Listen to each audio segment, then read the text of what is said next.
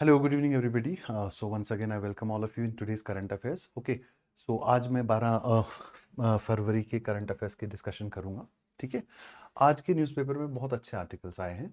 ठीक है. अब मोस्टली इकोनॉमी से रिलेटेड ही आर्टिकल्स अभी चल रहे हैं क्योंकि ये टाइम ही इकोनॉमिक फेस्टिवल्स का होता है. बजट, इकोनॉमिक सर्वे, ऊपर से ट्रेड रिलेशंस, फाइनेंस कमीशन की recommendation, revision of consumer price index की मेथडोलॉजी एंड क्राइटेरिया, वो सारी चीज़ें हैं इसमें. ठीक है. सो इसलिए आज के जो मेजर आर्टिकल्स हैं वो उसी चीज़ से रिलेटेड है. ठीक है. सबसे पहले बात करेंगे हम किस चीज़ के बारे में कि सेंटर ने जो प्लान किया है अभी गाइडलाइंस इशू करने के लिए डिफेंस पर्सनल, डिफेंस सेक्टर में जितने भी लोग अपॉइंटेड हैं लोएस्ट से हाईएस्ट रैंक तक, अगर उनको कोई भी पब्लिकेशन करना है, कोई भी बुक लिखना है, तो उस बुक के लिए सेंटर गाइडलाइन प्लान कर रहे हैं कि उनके कुछ गाइडलाइंस होंगे, वो क्या क्या चीज़ें लिख सकते हैं, क्या क्या चीज़ें नहीं लिख सकते, कौन सी चीज़ें स्ट्रेटेजिकली इंपॉर्टेंट हैं, ऑफिशियल सीक्रेट्स है या उनकी कोई स्ट्रेटेजिक इंपॉर्टेंस है, वो डिस्क्लोज नहीं कर सकते. ये सारी चीज़ें जो है इस आर्टिकल में डिस्कस्ड है. ठीक है. Have states gained from 16th finance commission? क्या स्टेट्स को फायदा हुआ 16th फाइनेंस कमीशन के रिकमेंडेशन से? तो ये वाला आर्टिकल भी है एक. ठीक है. उसके बाद है CPI base revision. Consumer price index का बेस ईयर जो था वो था पहले 2011-12, अब कर दिया गया है 2024. ठीक है. सबसे पहले सीपीआई है क्या, कंज्यूमर प्राइस इंडेक्स है क्या. ठीक है. और उसके बाद आगे की कहानी और रिवीजन क्या हुआ, कैसे हुआ, उससे क्या फायदा होगा. ठीक है. Can Betwa linking project protest turns violent? Protest चल रहा है दो रिवर्स को लिंक करने के लिए. मध्य प्रदेश से ओरिजिनेट होते हैं दोनों रिवर्स, कैन रिवर और बेतवा रिवर. ठीक है. दोनों यमुना की ट्रिब्यूटरीज है. इनको लिंक करने के लिए गवर्नमेंट ने एक प्रोजेक्ट शुरू किया है ताकि सरप्लस रिवर से डेफिसिट रिवर की तरफ वाटर डिस्चार्ज किया जाए. इसके ऊपर क्या प्रोटेस्ट चल रहे हैं, क्या कंसर्न्स है, वो सारी चीज़ें. ठीक है. Speaker directs Lok Sabha secretariat to correct the notice seeking his removal. Speaker, Lok Sabha speaker Om Birla के खिलाफ ऑपोजिशन ने एक नोटिस दिया रिमूवल के लिए. ठीक है. क्या प्रोसेस है स्पीकर के रिमूवल का और क्या रीजंस है वो नोटिस देने के, ये सारा डिस्कशन इसमें है. Tax payers base more than double in the last decade. पिछले एक डेकेड में टैक्स पेयर्स का जो बेस है, means number of tax payers, पहले 4.96 करोड़ के आसपास थे, अब 11 करोड़ प्लस हो गए. उसका क्या मतलब है, वो कैसे हो पाए हैं और उसका इकोनॉमी पे क्या इम्पैक्ट है, ये आज के आर्टिकल्स का डिस्कशन होगा. ठीक है.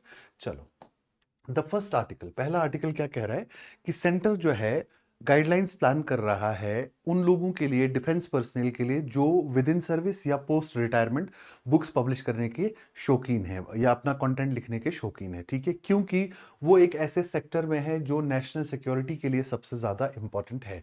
ये ऐसा अभी क्यों सेंटर को ख्याल आया कि ये गाइडलाइंस होनी चाहिए? क्योंकि ये एक लीगल ग्रे एरिया है. ठीक है.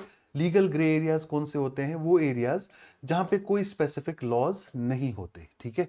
Legal grey area. ओके. तो लीगल ग्रे एरियाज में अब लेजिस्लेशन करना होता है सेंटर को. अभी ये पॉइंट हाईलाइट क्यों हुआ? क्योंकि एक बुक लिखी है एक्स आर्मी चीफ जनरल ने, MM नारवाने साहब ने एक बुक लिखी है 4 stars of destiny. Okay. 4 stars of destiny. ठीक है.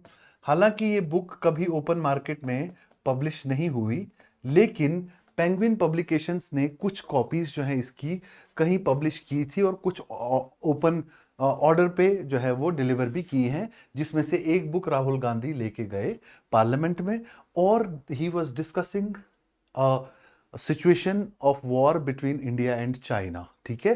तो ऐसी चीजें स्ट्रेटेजिकली जो इंपॉर्टेंट हैं वो डिस्कस होनी चाहिए या डिस्कस नहीं होनी चाहिए, ये चीजों के लिए गाइडलाइंस हमको स्पेल आउट करने हैं. इसलिए सेंटर अब ये लॉ प्लान कर रहे हैं. हालांकि एग्जिस्टिंग सर्विस रूल्स हैं.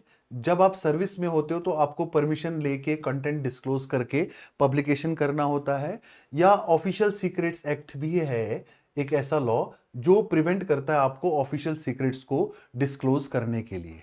लेकिन पोस्ट रिटायरमेंट कोई भी ऐसा सिंगल कंसोलिडेटेड लॉ नहीं है जो आपको गाइड करे कि क्या लिखना है, कैसे लिखना है, क्या पब्लिश करना है, क्या पब्लिश नहीं करना. हालांकि पोस्ट रिटायरमेंट आप गवर्नमेंट सर्विस में नहीं रहते, आप एक फ्री एंटिटी होते हो. फ्रीडम ऑफ एक्सप्रेशन आपके पास है, फ्रीडम ऑफ थॉट आपके पास है, फ्रीडम ऑफ ओपिनियन आपके पास है, लेकिन in the interest of national security कुछ चीजें जो है वो प्रोहिबिट की जा सकती हैं अगर आप सर्विस में रहे हो, क्योंकि कुछ ऐसी क्लासिफाइड इंफॉर्मेशन इंडिविजुअल्स के पास आ जाती है जब वो सर्विस में रहते हैं जो पब्लिक डोमेन में अभी तक नहीं होती और आने भी नहीं चाहिए आगे। लेकिन पोस्ट रिटायरमेंट कुछ कुछ ऑफिशियल्स अगर ऐसा करते हैं कि वो इंफॉर्मेशन को डिसेमिनेट कर देते हैं, that creates various strategic security as well as legal and political issues. ठीक है, तो लार्जली ये ऑफिशियल सीक्रेट्स एक्ट जो है इवन पोस्ट रिटायरमेंट भी ऑपरेशनल होता है कि आप ऑफिशियल अगर रहे हैं गवर्नमेंट के कोई कहीं पे भी, तो आप गवर्नमेंट के सीक्रेट्स जो है वो डिस्क्लोज नहीं कर सकते। Even family disclosures are also prohibited in certain cases. ठीक है, और इस टाइम पे जब आप रिटायरमेंट होते हैं तो आपको दो चीजें यूज करनी होती हैं, आपकी अपनी मेच्योरिटी और आपका अपना जजमेंट, कि क्या मुझे ये बात लिखनी चाहिए या ऑफिशियल डोमेन में लानी चाहिए, पब्लिक डोमेन में लानी चाहिए या नहीं। तो आप क्या यूज करेंगे इस टाइम पे, you will use your maturity and then you will also use your judgement, क्योंकि ऑफिशियल सीक्रेट्स एक्ट आपको ध्यान में हमेशा ही रखना है। नेशनल सिक्योरिटी चाहे आप सर्विस में है चाहे नहीं है तब भी ध्यान में रखना है। लॉ एंड ऑर्डर जब सर्विस में है या सर्विस से बाहर है तब भी ध्यान रखना है। एज ए सिटीजन आपकी कॉन्स्टिट्यूशन में आर्टिकल 51 क्लॉज ए में बहुत सारी फंडामेंटल ड्यूटीज इन्यूमरेटेड हैं। कम से कम आपको अपनी फंडामेंटल ड्यूटीज का ध्यान रखना है, नेशनल ऑनर्स का ध्यान रखना है, नेशनल इंस्टीट्यूशंस का ध्यान रखना है, आपको उनके एस्टेब्लिश चीज़ों के बारे में उसके बाद भी नहीं लिखना। ठीक है, इसलिए मिनिस्ट्री ऑफ डिफेंस जो है वो ये कहती है कि अब हम रूल्स लेकर आएंगे कि डिफेंस पर्सनल जो है वो पब्लिकेशंस के लिए क्या क्या गाइडलाइंस को फॉलो करेंगे आने वाले टाइम में। ठीक है, दिस इज वन आर्टिकल। ठीक, ये न्यूज़पेपर में इंपॉर्टेंट मैंने डिस्कस क्यों किया, क्योंकि बहुत सारे लोग इसको right to freedom of expression के साथ क्लब करेंगे कि क्या ये एक अटैक हो सकता है उसके ऊपर या नहीं। वो तो जब रूल्स आएंगे आने वाले टाइम में वो देखेंगे हम, लेकिन overall as a government official, as a citizen, national integrity के लिए, सेफ्टी एंड सिक्योरिटी के लिए आप कुछ चीज़ों को रिस्ट्रिक्ट कर सकते हो एज ए पब्लिक सर्वेंट भी और as a normal person who is in the public domain. ठीक है, तो ये डिबेट आने वाले दिनों में अगर आ गया तो I will discuss it further. ठीक हो गया। So this article is very very important. ये बहुत इंपॉर्टेंट आर्टिकल इसलिए हो जाता है क्योंकि कंज्यूमर प्राइस इंडेक्स का जो बेस ईयर का है वो रिवाइज हो गया। ठीक है, रिवाइज होके तो पहला बेस ईयर था 2012, अब रिवाइज होके हो गया 2024।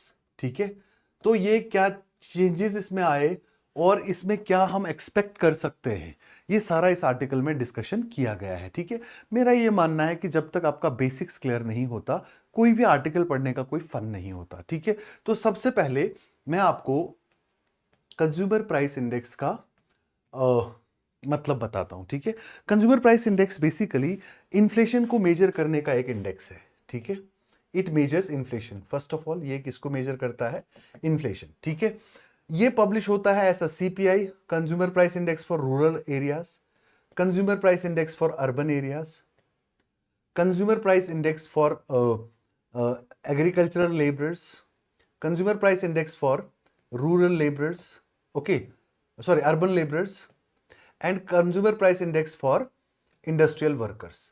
Consumer price index for industrial workers जो है ये और एग्रीकल्चरल लेबरर्स और अर्बन मैनुअल लेबरर्स के लिए it is being published by labour bureau. कौन पब्लिश करता है इसको, लेबर ब्यूरो। ये यूपीएससी ने एक बार सवाल भी पूछा है।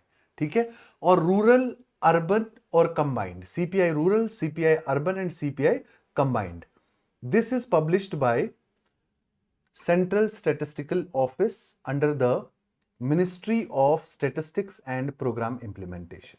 ठीक है, हर इंडेक्स को, इंडेक्स क्या होता है बेसिकली, एक ऐसा नंबर होता है, एक ऐसा स्टैटिस्टिकल टूल होता है जो किसी भी चीज में जो बदलाव आता है, चेंज आता है over a period of time, उस बदलाव को मेजर करने के लिए हमें इंडेक्स नंबर की जरूरत पड़ती है।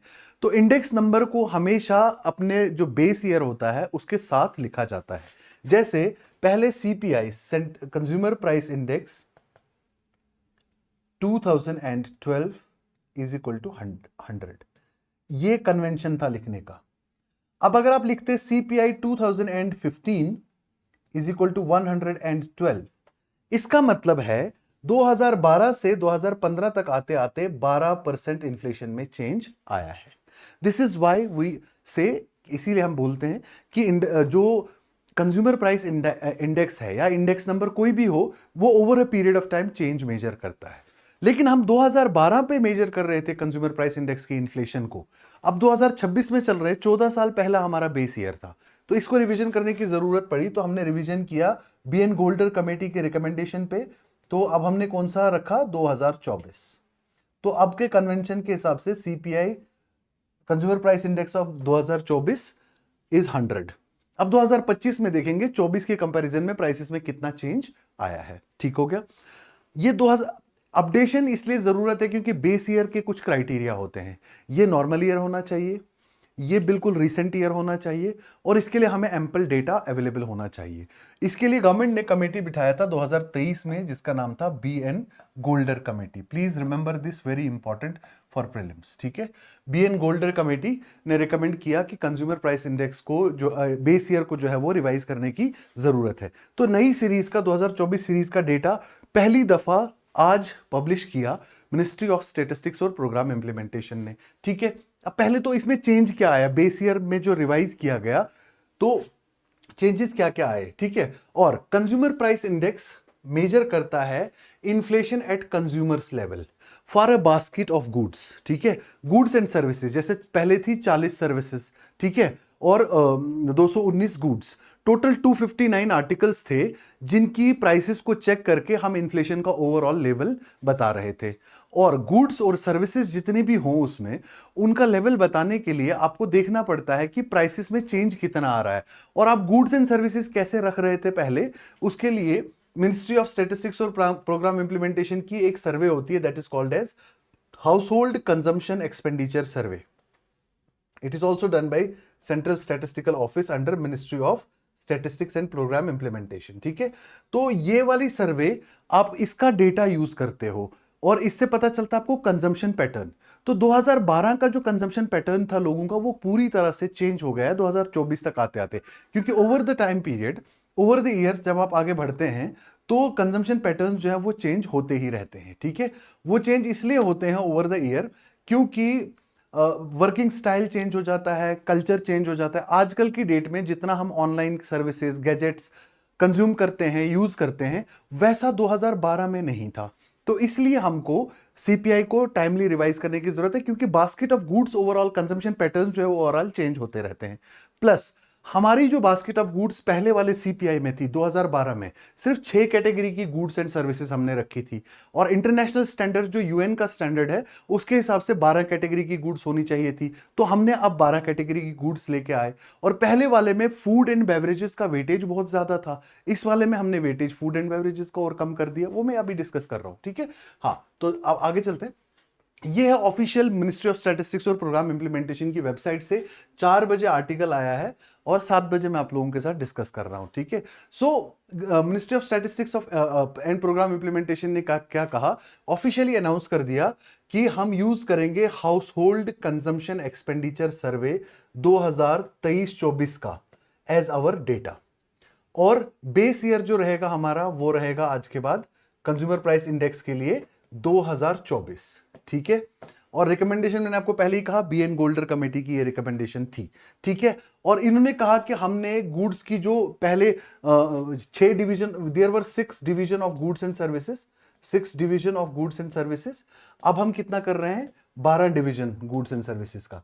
ये हम क्यों कर रहे हैं, क्योंकि हमने ग्लोबल पैटर्न के हिसाब से अपने आप को ऑर्गेनाइजेशन किया। ठीक है, सो ग्लोबल पैटर्न जो है क्लासिफिकेशन, ग्लोबल पैटर्न है classification of individuals consumption according to purpose, consumption according to purpose 2018, ये गाइडलाइंस है यूनाइटेड नेशंस, यूएन बेस्ड एक एजेंसी है, उस एजेंसी की ये गाइडलाइंस है। ठीक है, तो क्या फुल फॉर्म क्या है इसका, consumption classification of individual consumption according to purpose. ठीक है, ये वाली क्लासिफिकेशन के हिसाब से हमारे पास 12 डिविजन्स हैं गुड्स की जो हमने इसमें इंट्रोड्यूस की हैं, और नई नई जो चीजें हमने ऐड की हैं उसमें वो क्या क्या चीजें ऐड की हैं।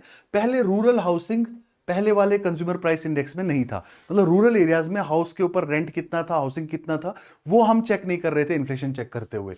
ऑनलाइन मीडिया सर्विसेज या media service providers, internet etcetera, streaming services, OTT platforms etcetera. ठीक है, value added in dairy products, dairy products के अंदर जो वैल्यू एडिशन है, ठीक है, barley and its products, pen drive and external hard disk, attendant, baby sitters and exercise equipment. बताओ, exercise consciousness, जब लाइफ स्टाइल चेंज हुआ, फूड ईटिंग हैबिट्स चेंज हुई, तो तभी तो एक्सरसाइज कॉन्शियसनेस आई, तभी तो उसका इक्विपमेंट अब हम कंजम्पशन कर रहे हैं। तो इसीलिए ये जो नई चीजें ऐड की गई हैं, this is as per the latest consumption pattern, क्योंकि अकॉर्डिंग टू कंजम्पशन ही हमको करना है, ठीक है। लेटेस्ट कंजम्पशन पैटर्न के हिसाब से हमने चीजें इसमें क्या करी, ऐड कर दी। लेटेस्ट कंजम्पशन पैटर्न के हिसाब से चीजें ऐड कर दी, ठीक है। अब रिमूव क्या कर दी, वो चीजें जो अब आउटडेट हो गई, अब आती ही नहीं मार्केट में, तो उनका इन्फ्लेशन देख के क्या डेटा दे देंगे हम, और कितना ही एक्यूरेट डेटा दे देंगे।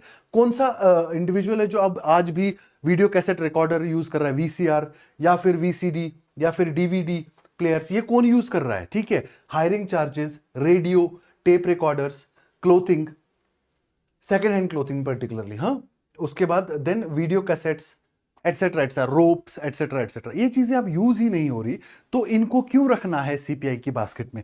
तो ये वो चीजें हैं जो रिमूव की गई, ये वो चीजें हैं जो ऐड की गई।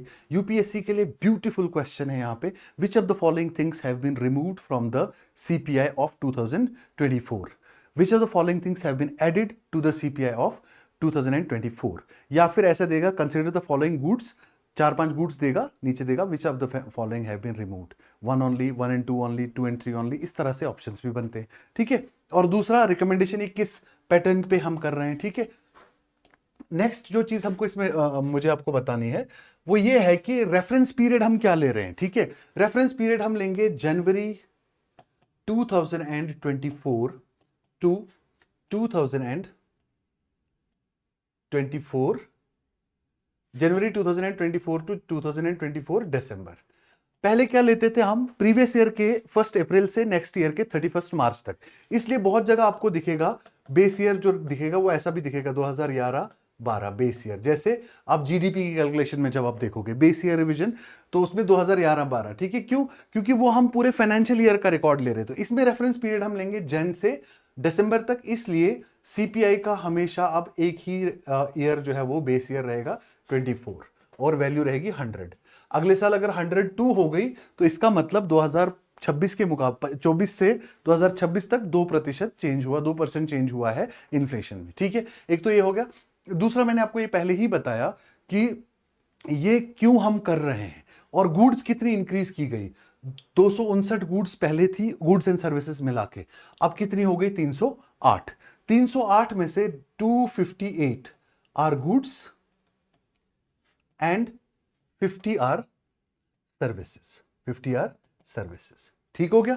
उसके बाद और क्या चेंजेस हुआ, सर्विस आइटम्स जो है ये मैंने लिख दिया 40 से 50 इंक्रीज कर दी, और गुड्स कितनी हो गई, सॉरी एक्सट्रीमली सॉरी, गुड्स हो गई अब कितनी, 300, goods have been increase to 308 and services are increase to 50, total हो गया 358 आइटम्स, 358 आइटम्स, जबकि पहले था 299 items, 259 were goods and services were 40, तो टोटल कितना हो गया, 299 items were there earlier, basket of commodities जिन पे बेसिस पे हम इन्फ्लेशन का ट्रेंड जानते हैं, ठीक है। अब ये अडॉप्शन क्यों किया हमने, because this is international framework, ठीक है। This is the international framework, CIOCOP, classification of individual consumption according to purpose framework, okay, and this framework is developed by United Nations Statistics Division. Please remember this, it is developed by United Nations Statistics Division, और इसमें कितने group of items हैं, 12 divisions of items हैं, ठीक है। और total items अगर बात करें तो आइटम्स कितनी रखी गई इसमें, 358, ठीक है। और क्लासिफिकेशन कैसे किया हमने आइटम्स का, according to their uses, okay. और दूसरा, जब हमने ये इंटरनेशनल फ्रेमवर्क अपनाया ताकि हम ग्लोबल लेवल इन्फ्लेशन के साथ अपनी इन्फ्लेशन को कंपेरेबल बनाएं, ठीक है। और इससे क्या होगा, बहुत ज्यादा अच्छी इंफॉर्मेशन इन्फ्लेशन रेट्स के बारे में लोगों तक भी पहुंचेगी, और गवर्नमेंट तक पहुंचना सबसे ज्यादा जरूरी है, क्योंकि इन्फ्लेशन को कहा जाता है mirror for the government policy. उसके ऊपर देख के आरबीआई भी अपनी पॉलिसी, मॉनेटरी पॉलिसी डिवाइस करता है, और गवर्नमेंट भी अपना फिस्कल पॉलिसी फ्रेमवर्क उसी हिसाब से डिवाइस करता है, ठीक हो गया।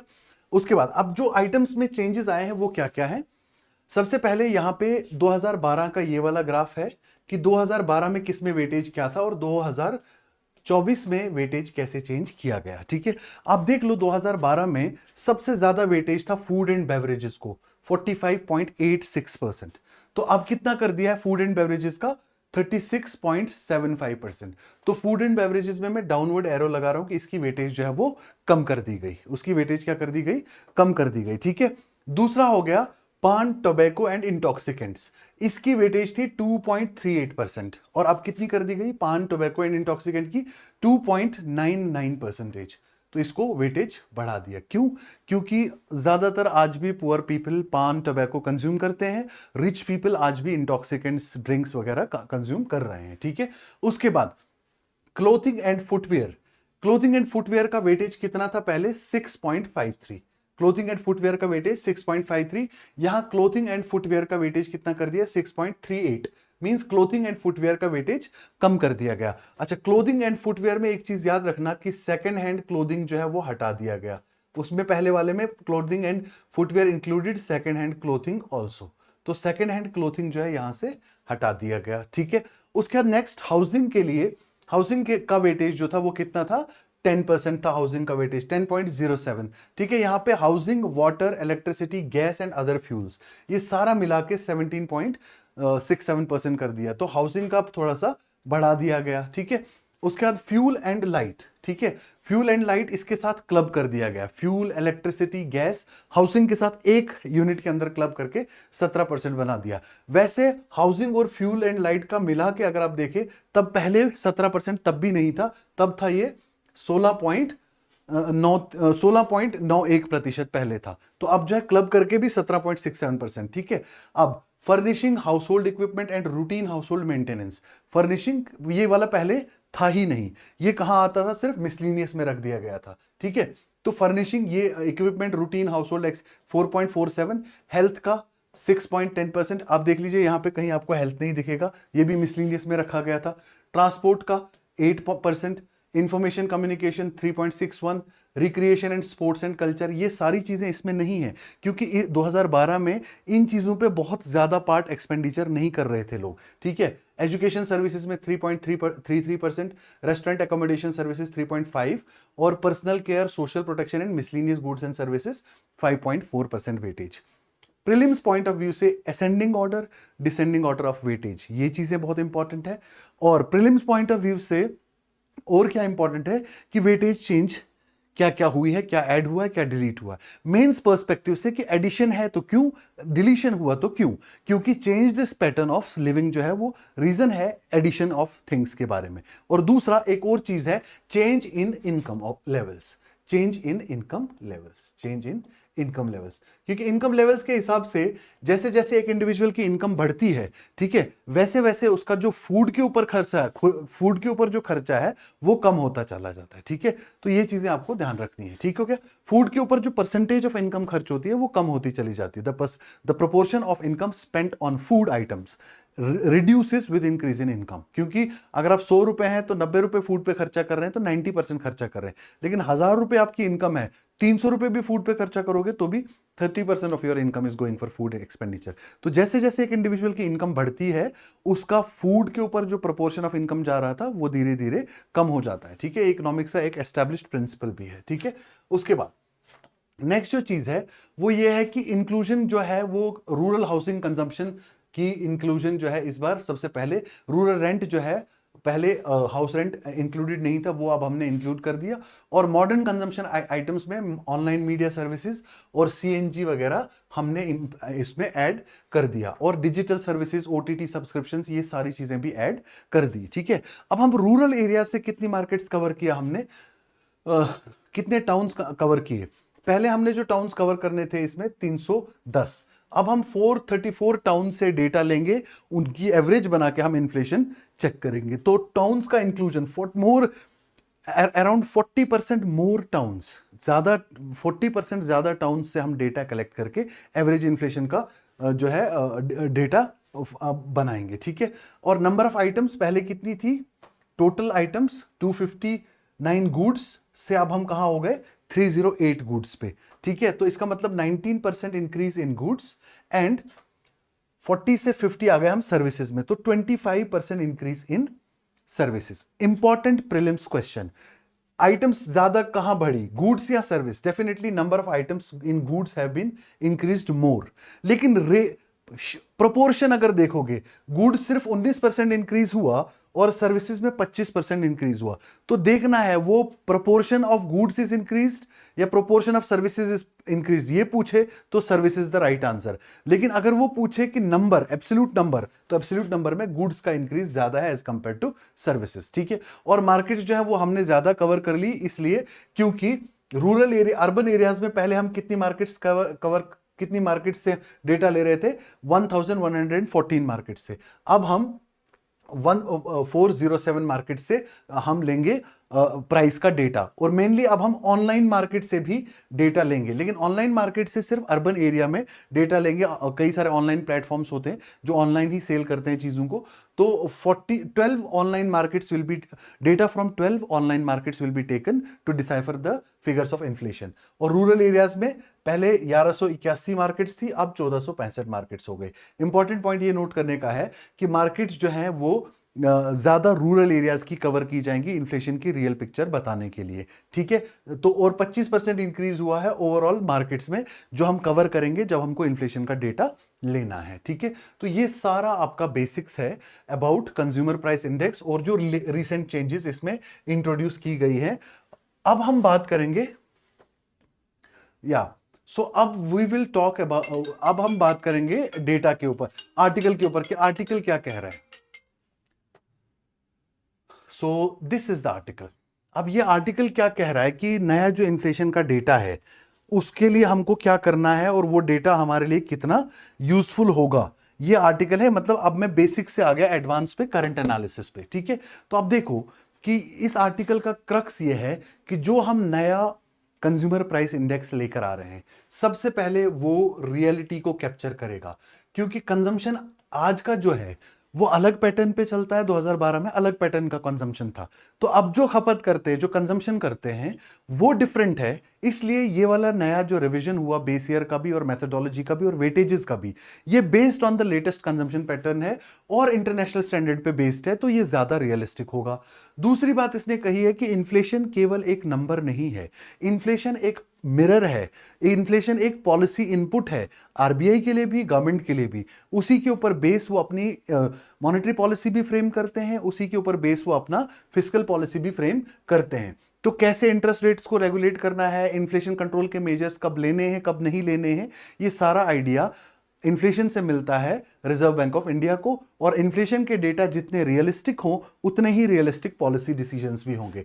तो ये जरूरी है, किस चीज के लिए भी, रियलिस्टिक पॉलिसी डिसीजंस के लिए भी ये रिवीजन जरूरी था। तो रिवीजन हो गया, अब हमारे पॉलिसी डिसीजंस जो है वो ज्यादा रियलिस्टिक हो पाएंगे, ठीक है। उसके अलावा ये भी कहा कि प्राइस बढ़ना वो सिर्फ हाउस होल्ड के बजट को इंपैक्ट नहीं करता, वो हाउस होल्ड की ओवरऑल लाइफस्टाइल को भी इंपैक्ट कर लेता है, ठीक है। तो it should not be only to see who is getting impacted, it is, हम ये नहीं देखेंगे सिर्फ इन्फ्लेशन से कि इंपैक्ट किस किस पे हो रहा है, हम ये देखेंगे कि उस इंपैक्ट से उनको बचाया कैसे जाए और कैसे उस इंपैक्ट से उनको ज्यादा से ज्यादा राहत पहुंचाई जाए, कौन से एरियाज में रिफॉर्म किए जा सकते हैं, ठीक है। तो सॉलिड पॉलिसी डिसीजन जो है वो बनेंगे इस नए डेटा के बेसिस पे। और दूसरा, ये हमारे आजकल का जो शहरीकरण हुआ है, अर्बनाइजेशन हुआ है, या फिर जो चेंज इन लाइफस्टाइल हुआ है, सर्विस सेक्टर का एक्सपेंशन हो गया है, ऑफलाइन मोड से ऑनलाइन मोड में, कॉन्शियसनेस जो लोगों की चेंज हुई है, health consciousness, exercise, workout consciousness,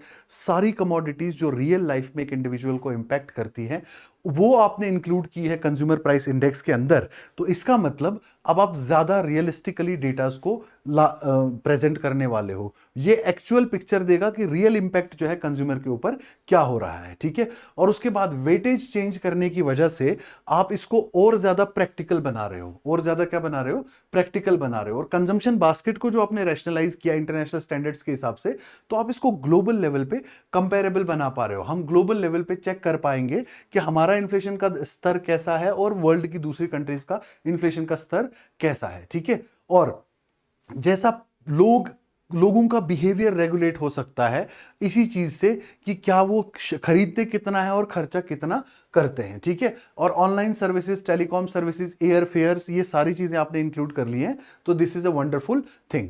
और डेटा जो है, अब आप पहले डेटा कलेक्ट करते थे सिर्फ कुछ कुछ जगहों से, अब आपने बोला कि हम डाइवर्स मार्केट से 25% ज्यादा मार्केट से आप डेटा कलेक्ट कर रहे हैं, ज्यादा टाउन्स, 40% ज्यादा टाउन्स आप कवर कर रहे हैं इसमें, ठीक है। और आपके डेटा सोर्सेज जो हैं वो सिर्फ ऑफलाइन मोड के नहीं है, ऑनलाइन से भी जो शॉपिंग करते हैं ऑनलाइन डेटा भी आप केटर करेंगे। मोस्टली डिजिटल डेटा जो है वो ज्यादा एक्यूरेसी वाला डेटा है, मैनुअल एरर का जो है स्कोप कम करेगा, और चांसेस ये है कि आप ज्यादा फिगर जो है हमारे पास वो एक्यूरेट होंगे। और ये जो सारा डेटा फिर आपके पास आएगा, तो आप इसको सर्वे डेटा को एडमिनिस्ट्रेटिव रिकॉर्ड्स के साथ इंटीग्रेट कर पाएंगे, बेटर एडमिनिस्ट्रेशन जो है वो दे पाएंगे लोगों को, ठीक हो गया।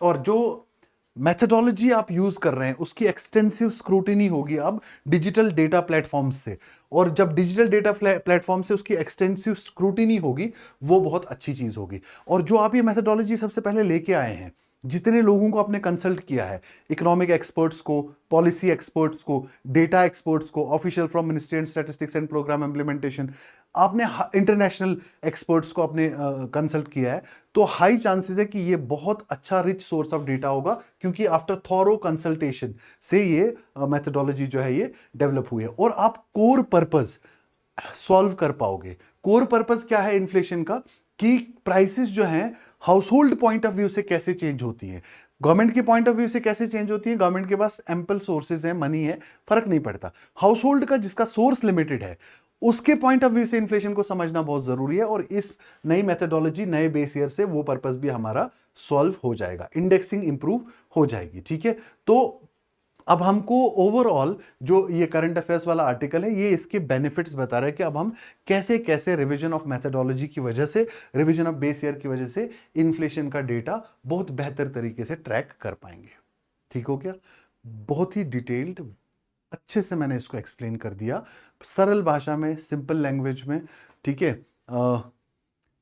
इसको थॉरोली एक बार गो थ्रू करके जो जो मैंने कहा अगर उसको नोट डाउन भी कर लोगे तो सफिशिएंट है आपके मेंस के क्वेश्चन के लिए भी और प्रीलिम्स के क्वेश्चन के लिए भी, ठीक हो गया।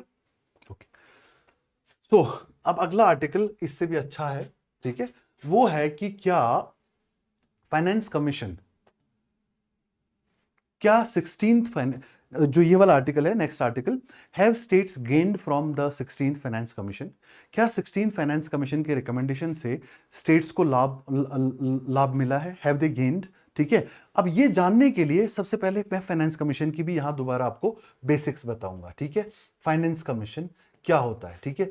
सबसे पहले ये याद रखना है, ये एक कॉन्स्टिट्यूशनल कमीशन होता है या एक कॉन्स्टिट्यूशनल बॉडी होती है जो कहां से अपना ओरिजिन ट्रेस करती है, आर्टिकल 280, आर्टिकल 280।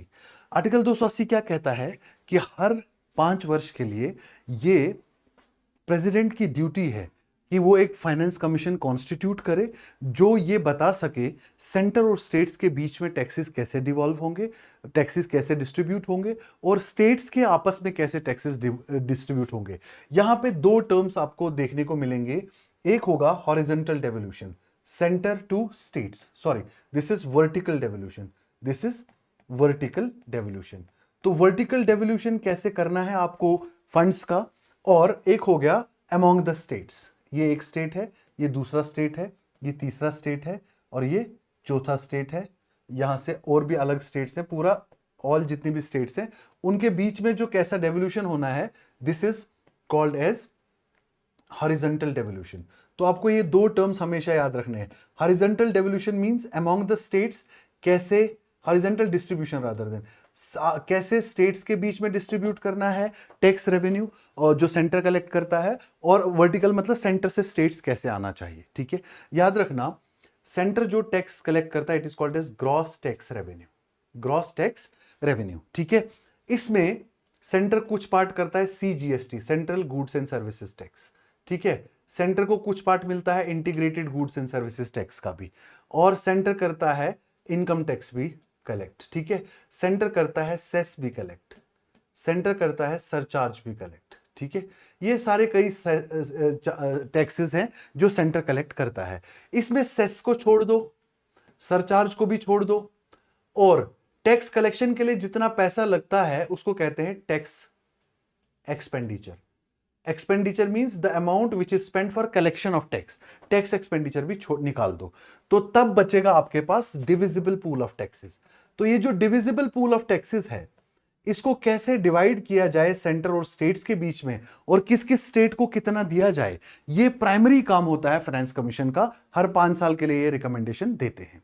इस बार जो फाइनेंस कमीशन है वो है 16वां finance commission under the chairmanship of doctor Arvind पनगरिया।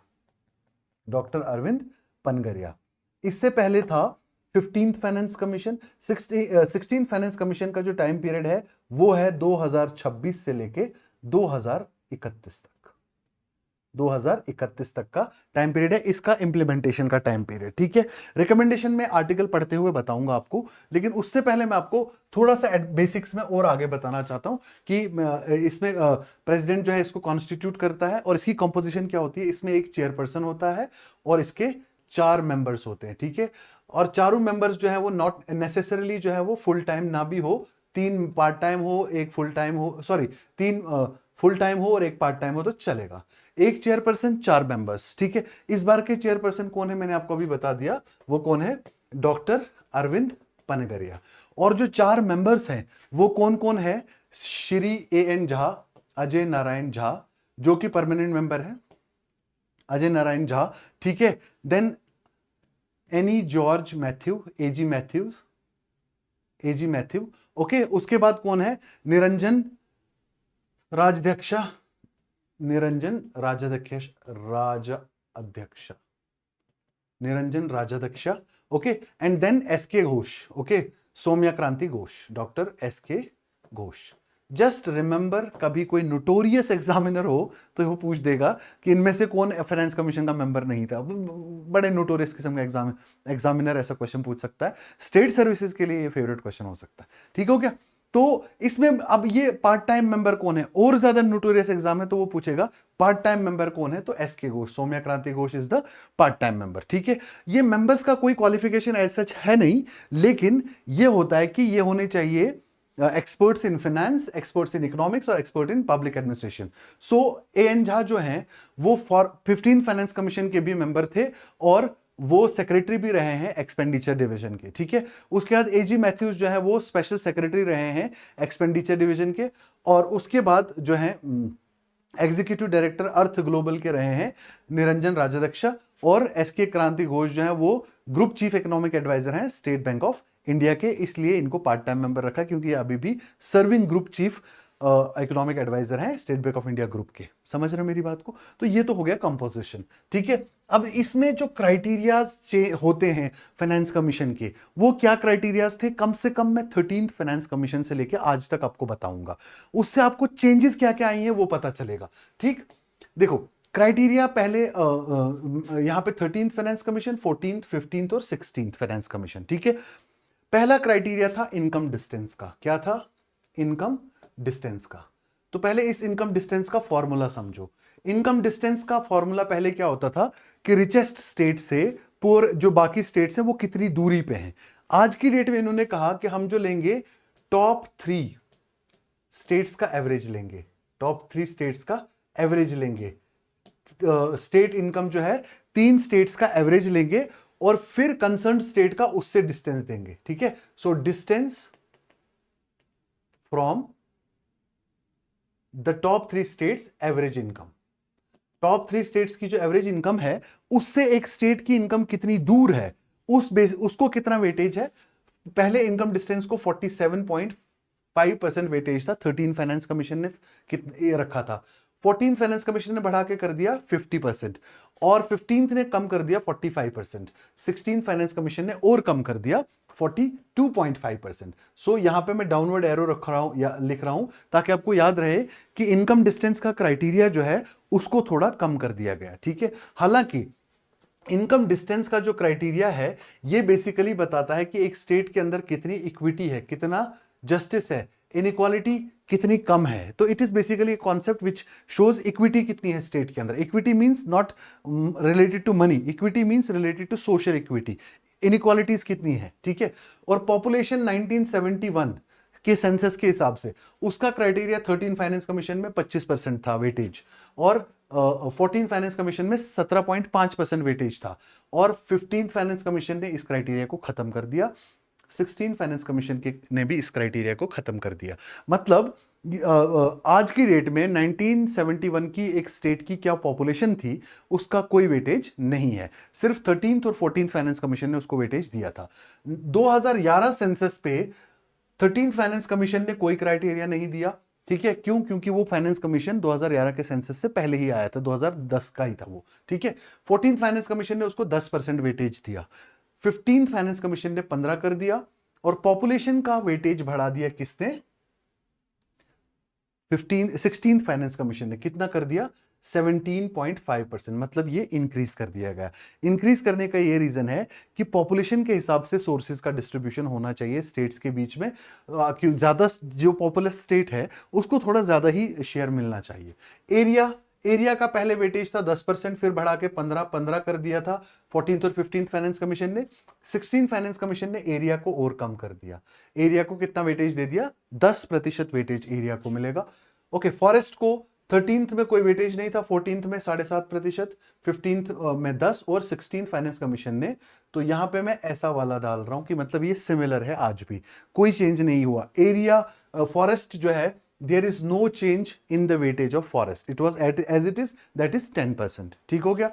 Demographic performance पहले कोई क्राइटेरिया नहीं था, फिर 12.5%। डेमोग्राफिक परफॉर्मेंस का मतलब पॉपुलेशन की लिटरेसी कितनी बढ़ाई आपने, हेल्थ कैसा बढ़ाया आपने, माल न्यूट्रिशन कितना कम किया आपने, और पॉपुलेशन के रिसोर्स को कैसे बेटर करा, पॉपुलेशन कंट्रोल कैसे करा। पहले वेटेज थी 12.5%, अब 10% ही कर दी। क्यों? क्योंकि पॉपुलेशन कंट्रोल अब उतना ज्यादा प्रायोरिटी नहीं है गवर्नमेंट की, कंसीडरिंग कि हमारा जो डेमोग्राफी है 2030 तक आते आते 60% से ज्यादा लोग हमारे एजिंग में चले जाएंगे, ठीक है। तो इसलिए population one child policy start की चाइना ने, आज सबसे बड़ी डिफिकल्टी में है, ठीक है। कैसे इंश्योरेंस या पेंशन का बर्डन उनके ऊपर बढ़ चुका है, अब उन्होंने लोगों को इंसेंटिव्स देना शुरू किया, सब्सिडीज देना शुरू किया, have more children, government will bear the expenses, ठीक है। टैक्स एफर्ट, टैक्स को इंप्रूव करने के लिए, टैक्स रेवेन्यू को ज्यादा से ज्यादा कलेक्ट करने के लिए टैक्स रिफॉर्म्स में कितना कंट्रीब्यूशन किया? 13वां फाइनेंस कमीशन, 14वां फाइनेंस कमीशन में कोई इसका वेटेज नहीं था, 15वें फाइनेंस कमीशन में इसका वेटेज था 2.5%, अब कम कर दिया गया, अब 0 कर दिया गया। क्यों? क्योंकि टैक्स रिफॉर्म्स अब सेंटर ने इतने कर लिए, इतना सिंप्लीफाई कर दिया टैक्स पेमेंट सिस्टम को कि अब स्टेट्स का बहुत ज्यादा कंट्रीब्यूशन जरूरत भी नहीं है, ठीक है। उसके बाद जीडीपी में कितना कंट्रीब्यूशन है, ये मेजॉरिटी स्टेट्स का डिमांड था, कि खास करके सदर्न स्टेट्स का डिमांड था कि जीडीपी को भी तो एक क्राइटेरिया रखो ना फंड्स देने के लिए। तो जीडीपी का क्राइटेरिया इस बार इंट्रोड्यूस कर दिया, और इसका वेटेज कितना कर दिया? 10%। Means this is the newly introduced criteria. एक ही क्राइटेरिया नया इंट्रोड्यूस हुआ है 16वें फाइनेंस कमीशन में, वो है जीडीपी में एक स्टेट का कितना कंट्रीब्यूशन है, और एक क्राइटेरिया हटा दिया गया है, वो है टैक्स एफर्ट का क्राइटेरिया, और दूसरा क्राइटेरिया हटा दिया गया है 1971 की पॉपुलेशन की सेंसस वाला क्राइटेरिया। पर वो 16th फाइनेंस कमीशन ने नहीं हटाया, वो 15th फाइनेंस कमीशन ने ही हटा दिया था, तो इस बार वो है ही नहीं, ठीक हो गया। तो और बढ़ाया कौन कौन सा? बढ़ा जहां तक बात है इंक्रीज की, तो इंक्रीज किया गया पॉपुलेशन का वेटेज इंक्रीज किया गया, ठीक है। बाकी किसी चीज का भी इंक्रीज नहीं किया गया। डिक्रीज किस किस का हुआ? डेमोग्राफिक परफॉर्मेंस का डिक्रीज हुआ, और एरिया का डिक्रीज हुआ, और इनकम डिस्टेंस का डिक्रीज हुआ, और सेम किसका रखा गया? फॉरेस्ट का। This is in line with our climatic goals. ये बहुत इंपॉर्टेंट टॉपिक है, मैं बता रहा हूं, ठीक है। Please go through it very carefully कि क्या क्या क्राइटेरिया रखा गया कि सेंटर कैसे फंड स्टेट्स को डिवॉल्व करेगा, ठीक है। तो अब मैं बताऊंगा ये आर्टिकल क्या कह रहा है। ये आर्टिकल कह रहा है कि सेंटर को स्टेट्स, सेंटर जो टैक्स कलेक्ट करेगा वो स्टेट्स के साथ शेयर करेगा। सबसे पहले इसका कॉन्स्टिट्यूशनल पोजीशन है आर्टिकल 270। आर्टिकल 270 कहता है कि सेंटर जो टैक्स रेवेन्यू कलेक्ट करेगा तो उसका डिस्ट्रीब्यूशन होना चाहिए स्टेट्स के साथ, और स्कीम ऑफ डिस्ट्रीब्यूशन जो है वो कहां मेंशन्ड है? आर्टिकल 270 में, ठीक है। Corporation tax, personal income tax, central goods and services tax, not state GST, central GST, और central share of integrated goods and services tax, ये सारे part of central divisible pool of taxes है। This is part of central divisible pool of taxes. पहले ये divisible pool of taxes जो था ये था करीब करीब 88%, लेकिन अब गिर के ये हो गया है 81%।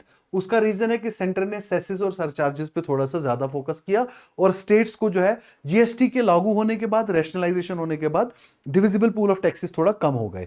इसमें से भी फाइनेंस कमीशन ने क्या कहा, 41% जो है वो जाना चाहिए स्टेट्स को, और 15th फाइनेंस कमीशन ने भी 41% ही रखा था। 14th फाइनेंस कमीशन, अब देखना इंटरेस्टिंग बात, 14th फाइनेंस कमीशन ने रखा था 42%, 15th फाइनेंस कमीशन ने रखा 41%, और 16th ने भी रख दिया 41%। मींस जितना सेंटर कलेक्ट करता है उसका सिर्फ 41% जो है वो स्टेट्स को मिलेगा। तो बढ़ाया क्यों नहीं, उसका रीजन फाइनेंस कमीशन ने इसमें बहुत अच्छे तरीके से एक्सप्लेन किया। उसने कहा कि हम बढ़ा नहीं सकते, उसके मेनली कितने हैं, 3 रीजंस हैं, ठीक है। पहला रीजन ये है कि स्टेट का जो टैक्स रेवेन्यू जा रहा है स्टेट को, ठीक है, वो कम नहीं हो रहा, 41% ही रख रहे हैं। इसलिए 41% रख रहे हैं क्योंकि सेंटर जो है सेंट्रली स्पॉन्सर्ड स्कीम्स के थ्रू भी स्टेट्स को पैसा देता है या स्टेट्स के ऊपर पैसा खर्चा करता है, तो ओवरऑल शेयर उससे भी बढ़ जाता है। 13th फाइनेंस कमीशन ने कहा था केवल 32% जाएगा स्टेट्स को, 32%, और उस 32% में सेंट्रली स्पॉन्सर्ड स्कीम्स का एक्सपेंडिचर भी इंक्लूडेड था। तो 16th फाइनेंस कमीशन ने कहा ये जो 41% है ये सिर्फ डिविजिबल पूल ऑफ टैक्सेस में से जा रहा है, इसमें सेंट्रली स्पॉन्सर्ड स्कीम के ऊपर जो खर्चा होगा सेंटर की तरफ से वो इंक्लूडेड नहीं है, तो इसलिए हमने बढ़ाया नहीं, क्योंकि ऑलरेडी सेंट्रली स्पॉन्सर्ड स्कीम्स के थ्रू आपको खूब सारा पैसा मिल रहा है, ठीक है। दूसरा, इस वक्त हमने जो अनसर्टेनिटी देखी है ग्लोबल लेवल पे, खास करके नोटोरियस नेबर्स की वजह से, तो हमको डिफेंस पे खूब सारा खर्चा करना है, तो इसलिए सेंटर के पास इतना पैसा रखना जरूरी है। इसलिए हम इस बार 41% ही रख रहे हैं, सेंटर से स्टेट की तरफ जाने वाला डिविजिबल पूल ऑफ टैक्सेस का पैसा उससे ज्यादा बढ़ा नहीं रहे। ये तो मेन रीजंस बताए हैं, ठीक है।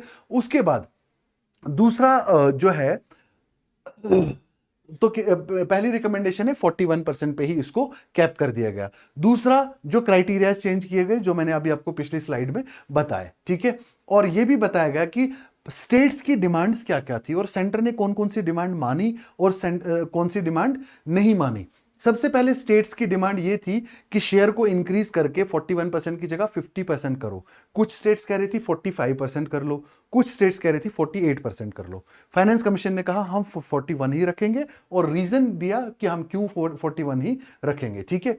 सेकेंडली, स्टेट्स ने यह कहा था कि आप सिर्फ और सिर्फ इक्विटी पैरामीटर को क्राइटेरिया रखते हो, ठीक है। आप इक्वालिटी आप इनकम डिस्टेंस को ही ज्यादा से ज्यादा वेटेज देते हो, उसको कम करना चाहिए, तो वो अभी हो चुका, इनकम डिस्टेंस का वेटेज जो है वो हो चुका, ठीक है।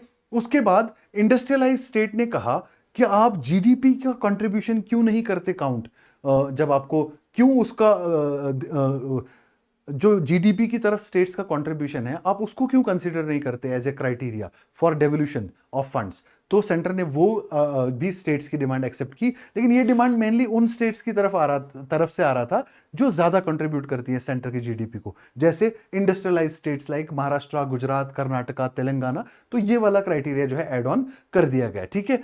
तो उसके बाद सेसेस और सरचार्जेस के लिए स्टेट्स चाह रही थी कि ये भी डिविजिबल पूल ऑफ टैक्सेस का पार्ट बने, तो उसने कहा कि फाइनेंस कमीशन ने कहा ये लीगली भी परमिसिबल नहीं है और ये वायबल भी नहीं है। वायबल इसलिए नहीं है ये इस समय क्योंकि सेंटर को भी इमरजेंसीज के लिए कुछ फंड चाहिए, जैसे रोड सेस है तो road development cess, health and national security cess है तो हेल्थ पॉलिसीज के लिए, हेल्थ इंफ्रास्ट्रक्चर को इंप्रूव करने के लिए और नेशनल सिक्योरिटी को बूस्ट अप करने के लिए, लॉ एंड ऑर्डर को बेटर करने के लिए पैसा तो चाहिए सेंटर को, तो सेस और सरचार्ज पार्ट नहीं बनाया जा सकता डिविजिबल पूल ऑफ टैक्सेस का, ठीक है। ये हो गया।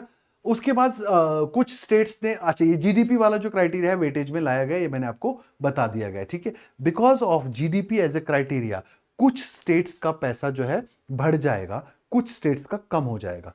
उसके लिए फाइनेंस कमीशन ने ये कहा कि ये जो जिनको बढ़ जाएगा और जिनमें कम हो जाएगा, एब्रप्टली आप इनका कट नहीं करोगे और एब्रप्टली उनका नहीं बढ़ाओगे। ये प्रोसेस होना चाहिए ग्रेजुअल, क्योंकि एब्रप्टली करोगे तो स्टेट्स में थोड़ा सा फिस्कल स्ट्रेन आ जाएगा। इसलिए gradual implementation of the increase और reduction in the allocations to the state, ये कहा गया है इस वाले आर्टिकल में। Wonderful article, please read it very thoroughly, you will get all the reasons why finance commission has accepted some recommendations and has not accepted some recommendations. ठीक है, सबसे थॉरो डिटेल्स में मैंने आपको फाइनेंस कमीशन बता दिया। इतना भी कर लोगे मेरे हिसाब से मोर देन सफिशिएंट है, प्रोवाइडेड कि आप इसके बाद जितने भी न्यूज आर्टिकल्स आएंगे उनको आप साथ साथ में फॉलो करते रहो।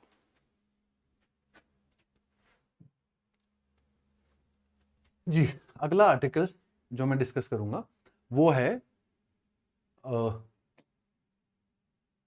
Tax payers base more than doubled in the last decade. मैं आपको मोटी मोटी बातें बताऊंगा कि अगर हम बात करें 2013-14 की, 2013-14 में हमारे पास कितना टैक्स पेयर था? Tax payers were around 4.96 crore. और आज की डेट में हमारे पास कितने टैक्स पेयर्स हैं? 2023-24 का भी डेटा देता हूं, तो 10 साल के अंदर टैक्स पेयर कितने हो गए? आज की डेट में 11.62 करोड़ टैक्स पेयर्स हैं हमारे पास। ठीक है, और इतना इंक्रीज कैसे हुआ? 4.96 से 11.62, ऑलमोस्ट डबल कैसे हो गया ये? इसका ये है रीजन, इसका रीजन ये है कि हमने कंसिस्टेंटली टैक्स एडमिनिस्ट्रेशन में रिफॉर्म्स लाए, टैक्स फाइलिंग को सिंप्लीफाई करा, ऑनलाइन फाइलिंग जो है वो, पेपरलेस फाइलिंग जो है वो ज्यादा बूस्ट की हमने। ये सारे रीजंस हैं कि हमारा जो है टैक्स पेयर जो है amount, number of tax payer जो है बढ़ गए। टैक्स पेयर जितने होते हैं उसको टेक्निकल टर्म्स में टैक्स बेस कहा जाता है, और टैक्स बेस जो है इंडिया का क्या हो चुका है अब? वाइडेंड हो गया है। ठीक है, अब टैक्स पेयर्स में दो किस्म के टैक्स पेयर्स होते हैं, एक होते हैं इंडिविजुअल टैक्स पेयर्स, ठीक है, एक होते हैं non individual tax payers. Non individual tax payers, तो ज्यादा ग्रोथ किन की हुई है? फास्ट ग्रोथ हुई है इंडिविजुअल टैक्स पेयर्स की, और थोड़ा सा स्लो ग्रोथ हुई है नॉन इंडिविजुअल टैक्स पेयर्स की। इसलिए मैंने एक जगह 3 एरोस लगाए, एक जगह 2 एरोस लगाए। और in non individual tax payers किनको कहते हैं? नॉन इंडिविजुअल टैक्स पेयर्स जो होते हैं वो कौन से टैक्स पेयर्स होते हैं? जिनको आप, जैसे कोई फर्म हो गई, हिंदू अनडिवाइडेड फैमिलीज होती हैं, ठीक है, या फिर कोई कंपनीज होती हैं, या लीगल एंटिटीज होती हैं, लोकल अथॉरिटीज, ठीक है, आर्टिफिशियल लीगल पर्संस होते हैं, जो इंस्टीट्यूशंस हैं, और पैन कार्ड होल्डर्स हैं। ठीक है, परमानेंट अकाउंट नंबर। अच्छा, ये जो permanent account number pan card है, इसके इंट्रोडक्शन की वजह से भी टैक्स पेयर जो है खूब ज्यादा बढ़ गए। ठीक है, तो उसके अब ये जो ग्रोथ रेट बताया गया कि एवरेज ग्रोथ रेट जो है टैक्स पेयर्स के बढ़ने का वो कितना रहा है? Average growth rate tax payers के बढ़ने का, कंपाउंडेड एनुअल ग्रोथ रेट 11 साल में कितना रहा है? Around 7.8% is the compounded annual growth rate of 11 years. Means compounded annual growth rate होता है जब आप कई सारे ईयर्स के एक साथ ग्रोथ रेट देखते हो। तो 7.89% के दर से टैक्स पेयर्स का जो ग्रोथ रेट है वो हुआ है। टैक्स पेयर इतने प्रतिशत के दर से हर साल बढ़े हैं। ठीक है, लेकिन इसमें एक्सेप्शन है 2019 और 2020 और 21 का साल इसमें एग्जेम्पशन है। क्यों? क्योंकि ये पेंडेमिक वाला साल था, due to various restrictions, and also government ने भी इस साल कई सारे टैक्स डेडलाइंस को बार बार एक्सटेंड किया, गवर्नमेंट ने कई सारे रिलैक्सेशंस दिए। इस वजह से इन वर्षों में आपने देखा कम ग्रोथ है टैक्स पेयर्स का। ठीक है, बाकी ओवरऑल टैक्स पेयर जो है वो ग्रोथ हुए हैं ईयर ऑन ईयर बेसिस पे। ठीक हो गया। और cost of tax collection, tax collection में जो पैसा लगता है गवर्नमेंट को, कॉस्ट ऑफ टैक्स कलेक्शन, जिसको मैंने अभी बता दिया था टैक्स एक्सपेंडिचर, टैक्स एक्सपेंडिचर भी क्या हुआ है? कम हुआ है। वो कैसा था? पहले कितना था? It was around 1.36% of the total tax revenue. Total tax revenue में 1.36% जो है वो खर्चा हो जाता था टैक्स कलेक्ट करने में। ठीक है, और अब कितना खर्चा होता है? It is only 0.41%। उसका रीजन ये है कि टीडीएस, जो सैलरीड एम्प्लॉइज है, उनका आप टैक्स डिडक्शन सोर्स पे ही कर लेते हो। ठीक है, तो आपको कलेक्शन के लिए एक्सपेंडिचर नहीं करना पड़ता। Online filing, paperless filing, so many reforms, जिसकी वजह से टैक्स एक्सपेंडिचर भी और ज्यादा कम हुआ है। सो ओवरऑल टैक्स स्ट्रक्चर जो है हमारी कंट्री में वो ज्यादा बेटर हो रहा है धीरे धीरे टैक्स। और अभी हमने जीएसटी 2.0 किया, गुड्स एंड सर्विसेज 2.0, जिसमें रैशनलाइजेशन ऑफ टैक्स रेट्स हुआ, या हम डायरेक्ट टैक्स कोड अभी लागू करने जा रहे हैं। डायरेक्ट टैक्स कोड के ऊपर जो लॉज है वो इंप्लीमेंट होंगे 1 अप्रैल 2026 से, वो भी ज्यादा बेटर करेंगे और टैक्स एडमिनिस्ट्रेशन को। तो इसी वजह से टैक्स रेवेन्यू जो है वो इंप्रूव होने की संभावना और है। वैसे बजट ने भी ये बताया कि टैक्स रेवेन्यू थोड़ा इंप्रूव हुआ है, खास करके पर्सनल इनकम टैक्स जो है वो ज्यादा इंप्रूव हुआ है। ठीक हो गया।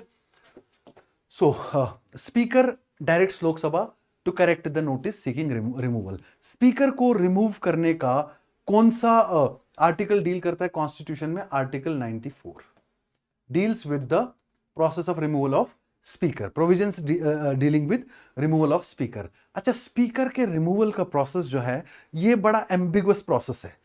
क्लैरिटी के साथ थोड़ा सा एक्सप्लेनेशन है, लेकिन मैक्सिमम लोगों को समझ में नहीं आता। मैं पूरी कोशिश करूंगा आपको ये बहुत अच्छे से समझ में आ जाए। स्पीकर लोकसभा के मेंबर्स में से वो इंडिविजुअल होता है जिसे लोकसभा चुनती है उस हाउस को प्रिजाइड करने के लिए, ठीक है। उसकी एब्सेंस में डिप्टी स्पीकर प्रिजाइड करता है, और उन दोनों के एब्सेंस में पैनल ऑफ चेयरपर्सन जो है वो सेलेक्ट किए गए होते हैं लोकसभा के मेंबर्स से। उन पैनल्स में से कोई भी मेंबर प्रिजाइड करता है लोकसभा के सिटिंग्स को, ठीक है। इस समय जो स्पीकर है ओम बिरला साहब, ठीक है। तो ओम बिरला साहब जो लोकसभा के स्पीकर हैं, ये कहा जाता है, ट्रेडिशन ये है कि जब आप स्पीकर का पद संभालते हैं आपको पूरी तरह से न्यूट्रल एक्ट करना होता है, ठीक है। लेकिन अपोजिशन का ये एलिगेशन है कि ये पार्टिजन वे में एक्ट करते हैं। जब अपोजिशन बोलती है या उन पे खूब सारे रिस्ट्रिक्शंस लगाते हैं, लेकिन जब रूलिंग पार्टी के मेंबर्स बोलते हैं उन पे कभी रिस्ट्रिक्शंस नहीं लगते। और कई सारी दफा तो ऐसा हुआ कि कई सारे अपोजिशन पार्टी के मेंबर्स को हाउस से बाहर भी निकाला गया, एक दो को डिस्क्वालीफाई भी किया गया पहले, ठीक है। तो ये कह रहे हैं कि काफी टाइम से ये देखा जा रहा है कि इनका बिहेवियर जो है वो पार्टिजन है, न्यूट्रल बिहेवियर नहीं है, जबकि एक ऐसा इंस्टीट्यूशन है स्पीकर का, इसको न्यूट्रली बिहेव करना रहता है, ठीक है।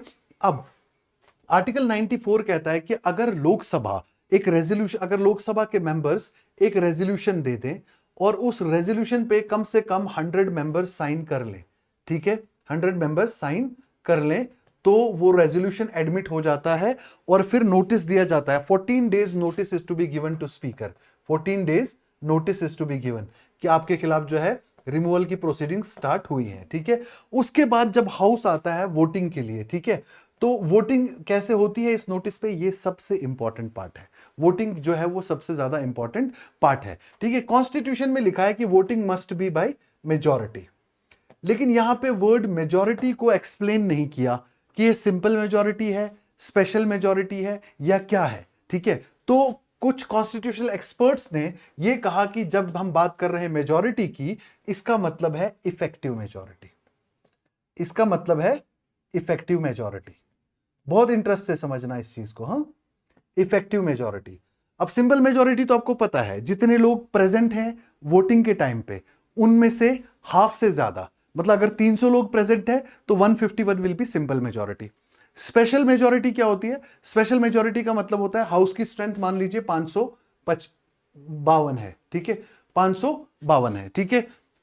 तो सबसे पहले 276 मेंबर्स तो आपके पास होने चाहिए, 276 मेंबर्स का वोट होना चाहिए। This is called majority of the total membership of the house, ठीक है। एंड देन जितने मेंबर्स वोटिंग है, सपोज 300 लोग वोटिंग कर रहे हैं तो उसमें से 200 का वोट मिलना चाहिए। This is called 2/3 majority of present and voting, 2/3 majority of present and voting plus more than half of the total strength of the house, total strength का हाफ से ज्यादा और प्लस 2/3 मेजॉरिटी। जब ये दो क्राइटेरिया फुलफिल होते हैं तो स्पेशल मेजॉरिटी बनती है। लेकिन स्पीकर को रिमूवल कैसे किया जाए, सिंपल मेजॉरिटी से या स्पेशल मेजॉरिटी से? तो वहां पे कॉन्स्टिट्यूशनल एक्सपर्ट्स ने कहा the word should be interpreted as effective majority. अब इफेक्टिव मेजॉरिटी क्या है, पहले आप ये समझो। इफेक्टिव मेजॉरिटी का मतलब क्या होता है कि सबसे पहले हाउस की स्ट्रेंथ मान लीजिए कितनी है, 552। सबसे पहले हाउस की स्ट्रेंथ कितनी है, 552। इसमें से मान लेते हैं हम कि 10 सीट्स वेकेंट है या 12 सीट्स वेकेंट है, -12, ये 12 कौन सी हो गई, वेकेंट सीट्स, वेकेंट सीट्स, ठीक है। ये कौन सी हो गई, वेकेंट सीट्स, ठीक है। अब कितना बच गया, 540, 540 का हाफ से ज्यादा, मोर देन हाफ। 540 का more than half means 221 members का वोट होगा, that will be called as effective majority. Formula क्या है इफेक्टिव मेजॉरिटी का? Effective majority means a majority of the total strength of the house minus the vacant seats, ठीक है। मैं यहां पे लिख रहा हूं effective majority is equal to, effective majority is equal to half of total strength of the house minus vacant seats, minus vacant seats, please remember this, effective majority has become a important point for prelims examination. ठीक है, तो अब ये वाला criteria हम follow करेंगे तो इस हिसाब से जो है स्पीकर का रिमूवल का क्वेश्चन जो है वो डिस्कस होगा। ठीक है, 14 डेज नोटिस मैंने बताया आपको स्पीकर को देना है रेजोल्यूशन जो है उसको पुट अप करने के लिए। और ये कौन सा आर्टिकल कहता है 14 days notice? It is given in article 96 of the constitution, article 96 of the constitution. ये जो मेजॉरिटी वाला क्वेश्चन है, इफेक्टिव मेजॉरिटी वाला पॉइंट है, this is article 94 clause C, article 94 clause C. So now अब ये न्यूज इवॉल्व होगी, हम देखेंगे कि कैसे स्पीकर अब ये सेकंड फेज जब बजट सेशन का स्टार्ट होगा, ये रेजोल्यूशन तो वहीं पे डिस्कस होगा। ठीक है, सेकंड फेज कब से स्टार्ट हो रहा है? 9 मार्च से स्टार्ट होगा, 2 अप्रैल तक चलेगा। अभी फर्स्ट फेज था जो खत्म हो चुका हमारा बजट का, जो कब से चला? 28 जनवरी से 12 फरवरी तक। 13 फरवरी से देयर विल बी रिसेस। दो सेशंस के बीच का जो टाइम पीरियड होता है पार्लियामेंट का, उसको रिसेस बोलते हैं। ठीक है, टेक्निकली रिसेस वर्ड जो है, it is the time period between 2 sessions of the parliament. ठीक है, लेकिन ये अब सिंगल ही सेशन है, इसके 2 फेजेस हैं, तो दोनों फेजेस के बीच के पीरियड को भी हम रिसेस ही बोल रहे हैं। ठीक है, so please go through it, wonderful article. Now, Ken Betwa linking project, FIR filed against 3 individuals. अब ये कौन से इंडिविजुअल्स हैं? ठीक है, ये 3 इंडिविजुअल्स वो हैं जो प्रोटेस्ट कर रहे हैं against the Ken Betwa linking project. इनको लिंकिंग से प्रॉब्लम नहीं है, ये कह रहे, लेकिन कम से कम बेटर रिहेबिलिटेशन की बात करो, लोगों को बेटर तरीके से रिहेबिलिटेट करो जो वहां से डिस्प्लेस होंगे। ठीक है, और उसके बाद आपको और क्या करना है कि उनको बेटर कॉम्पनसेशन प्रोवाइड करो जिन जिन लोगों के लॉसेस हो रहे हैं केन बेतवा लिंकिंग प्रोजेक्ट से। अब ये प्रोटेस्ट जो है तब वायलेंट टर्न हुआ जब एक अमित भटनागर नाम के आम आदमी पार्टी के लीडर हैं, वो अरेस्ट हुए, तो वो प्रोटेस्ट बाद में वायलेंट टर्न हो गए और वहां पे काफी ज्यादा जो वायलेंस हुआ। इंपॉर्टेंट ये नहीं है, अब एफआईआर इंपॉर्टेंट नहीं है, वायलेंस भी इंपॉर्टेंट नहीं है। ठीक है, होना तो नहीं चाहिए, लेकिन इंपॉर्टेंट है ये Ken Betwa what interlinking river का project. Ken Betwa interlinking of rivers है क्या सबसे पहले, और ये करते क्यों है? ये बेसिकली सस्टेनेबल वाटर मैनेजमेंट की एक प्रैक्टिस है जिसमें 2 रिवर्स, जिसमें एक सरप्लस वाटर आ रहा है, दूसरा में डेफिसिट वाटर आ रहा है। सरप्लस वाला फ्लडिंग प्रोन हो जा रहा है और डेफिसिट वाला क्या हो रहा है? ड्रॉट प्रोन हो जा रहा है। तो दोनों रिवर्स का वाटर ऐसा लिंक करके तो जो बीच का एरिया है उसको भी ड्रेन किया जाए और वाटर को भी सस्टेनेबली मैनेज किया जाए। इसलिए हमारे 2024 में जब हमने सबसे पहले एक नेशनल पर्सपेक्टिव प्लान,